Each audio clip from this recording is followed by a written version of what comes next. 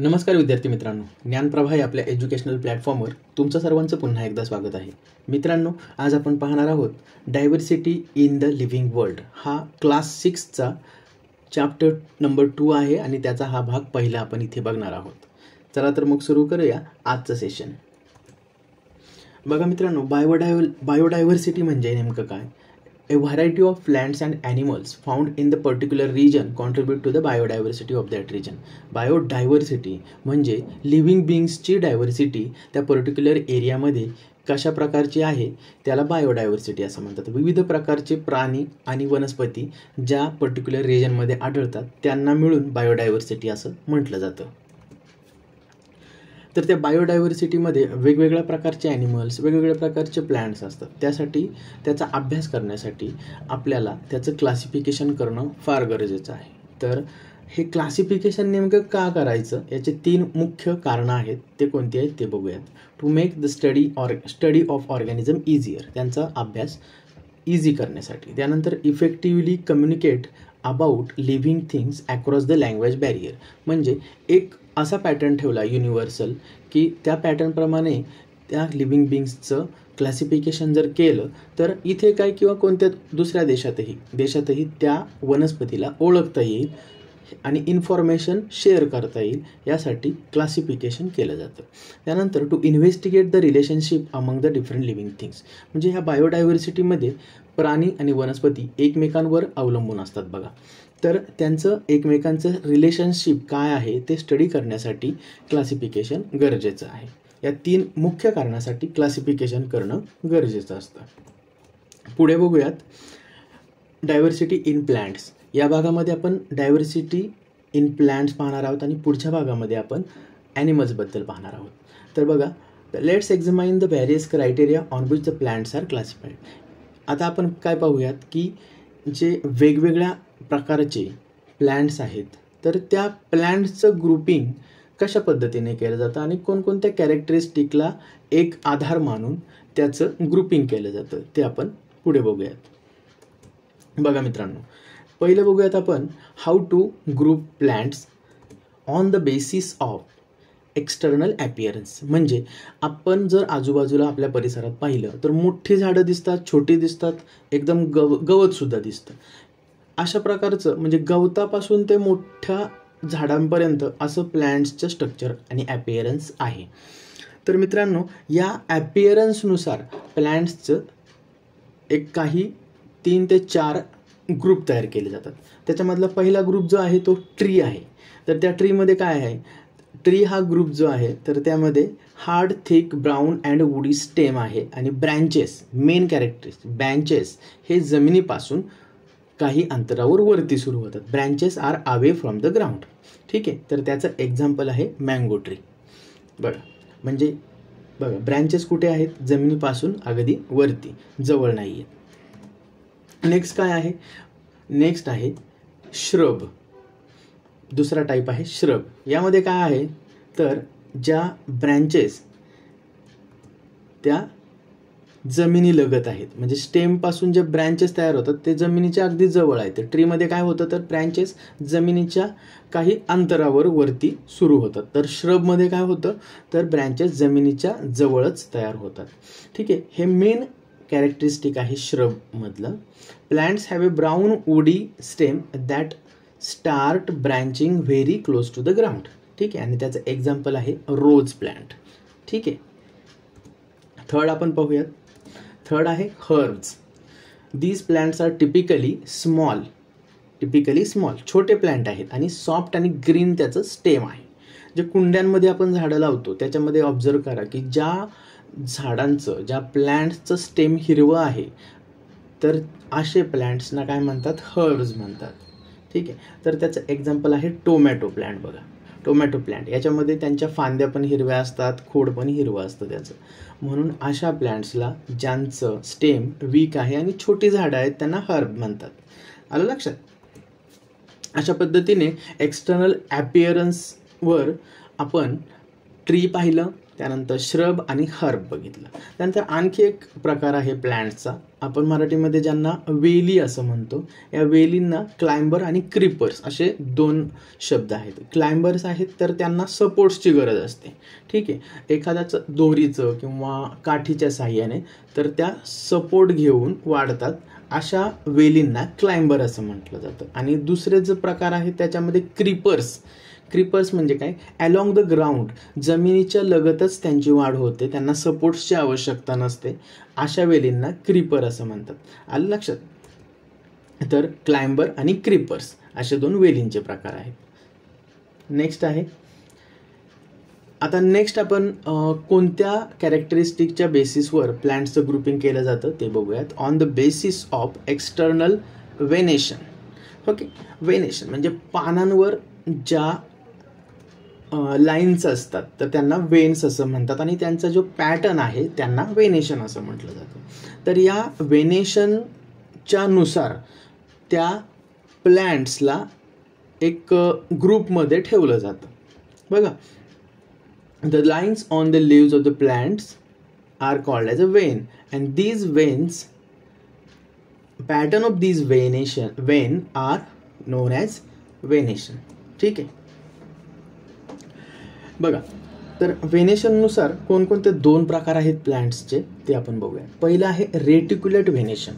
यामध्ये काय असतं, a net like pattern of vein on a both side of thick middle vein. बघा, या पानामध्ये आपल्याला काय दिसतं, एक मिडल थिक वेन आहे आणि त्याच्या दोन्ही बाजूला आणखी वेन्स दिसत आहेत. तर अशा पॅटर्नला रेटिक्युलेट व्हेनेशन असं म्हटलं जातं. आणि त्याचं उदाहरण आहे हिबिस्कस, म्हणजे जास्वंदीचं झाड आहे. त्याचं पान आपण हे बघतोय ते जास्वंदीचंच पान आहे, आणि जास्वंदीच्या पानामध्ये असे अपीअरन्स दिसतं, त्याला रेटिक्युलेट व्हेनेशन असं म्हणतात. म्हणजे मध्ये एक जाड शीर दिसते म्हणजे वेन दिसते, आणि बाजूला थोड्या पातळ अशा वेन्स आहेत. तर यांना काय म्हणतात, रेटिक्युलेट व्हेनेशन. दुसरा जो टाईप आहे तो पॅरलेल व्हेनेशनचा आहे. तर parallelly running veins are called parallel venation. म्हणजे बघा, तुम्ही केळीचं पान पाहिलं असेल, त्या केळीच्या पानामध्ये अशा समांतर अशा म्हणजे पॅरलेल अशा वेन्स दिसतात. तर या व्हेनेशनच्या पॅटर्नला असं आपण म्हणतो की पॅरलेल व्हेनेशन. दुसरं त्याचं उदाहरण आहे बघा, मेज म्हणजे मक्याचं जे पान आहे ते पण अशाच पद्धतीने पॅरलेल व्हेनेशन दाखवतं. म्हणजे पॅरलेल व्हेनेशनचं उदाहरण जर द्यायचं झालं तर बनाना आणि मेज देता येईल. आपण नेक्स्ट पाहूयात आता. तर नेक्स्ट आपण कशाच्या बेसिसवर बघायचं आहे प्लांट्सचे ग्रुपिंग, तर रूट्सच्या बेसिसवर. म्हणजे त्या प्लांट्समध्ये कोणत्या प्रकारचं रूट सिस्टम आहे. मेनली 2 वेगवेगळ्या प्रकारचे रूट सिस्टम प्लांट्समध्ये आढळतात. तर एक आहे टॅप रूट सिस्टम. त्यामध्ये काय होतं, तर एक मेन रूट असतं आणि त्याला साईडला दोन्ही बाजूंना त्याला ब्रँचेस आलेले असतात. ठीक आहे, तर 1 main root and small side roots arising from the main root, ह्या सिस्टमला काय म्हणतात, टॅप रूट सिस्टम. आणि त्याचं एक्झाम्पल आहे मस्टर्ड सांगता येईल.